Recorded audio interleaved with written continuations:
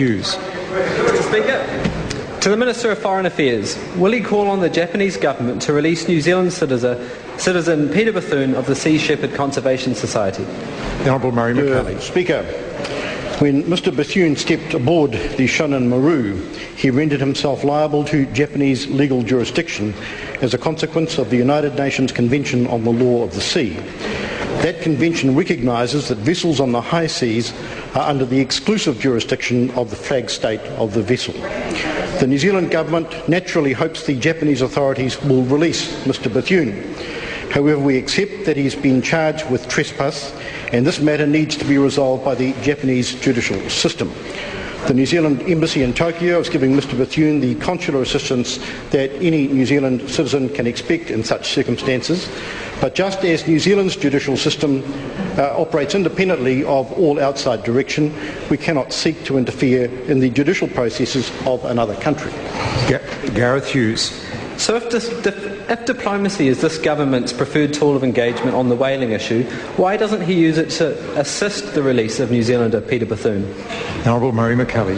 Mr. Speaker, I've made it very clear on behalf of the government that the New Zealand government will provide all consular assistance to Mr. Bethune that is appropriate in the circumstances. Can I tell him that I have taken the matter up directly with the Japanese ambassador myself, and I'm satisfied that the Japanese authorities are providing every cooperation with our embassy staff in Tokyo as a consequence. The Honourable Chris Carter. My question is to the Minister of Foreign Affairs. Why has he not considered it important enough to contact personally Japanese Foreign Minister Okada to try and resolve this issue? The Honourable Murray McCully. Speaker, I can advise that member that I have in fact had a telephone discussion with Minister Okada and arranged to have such further telephone conversations with Mr. Okada as are required to try and resolve these matters. Gareth Hughes. To the Minister, what political action would the government support New Zealanders taking to uphold the ban on commercial whaling? The Honourable Murray McCully. Mr. Speaker, that is a question for the judgment of individuals, but the New Zealand government has made it very clear that it does expect its citizens and New Zealand flag vessels to uphold the laws of the sea and to ensure that they have proper regard for the safety of others in the vicinity.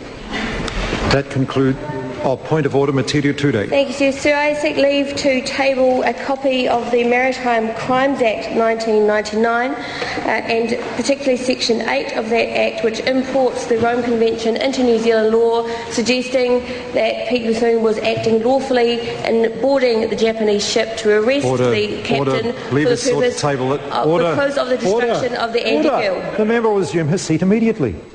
She cannot use a point of order to seek leave to table a document to argue a case, which she was just doing. That is totally outside standing orders. Now, leave has been sought to table that act, that document. Is there any objection? There is objection. Honourable members, I have received a letter from the Honourable Pete Hodson seeking to debate under Standing Order 380 the government's new immigration retirement package announced by the Minister of Immigration on 10 March 2010. This is a particular case of recent occurrence involving ministerial responsibility. However, as Speaker's ruling 175.6 makes clear, not every ministerial announcement, even an important one, will give grounds for an urgent debate. There must be such an element of urgency that the matter must take precedence over other business. This application for urgent debate is declined.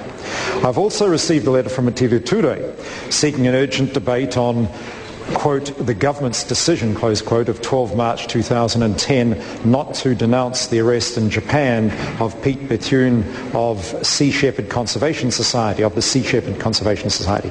This is a particular case of recent occurrence. The government, though, has no responsibility for the actions of a private citizen or for the actions of the Japanese authorities, and there is a legal process being followed in Japan. An oral question on this matter has been lodged and answered today.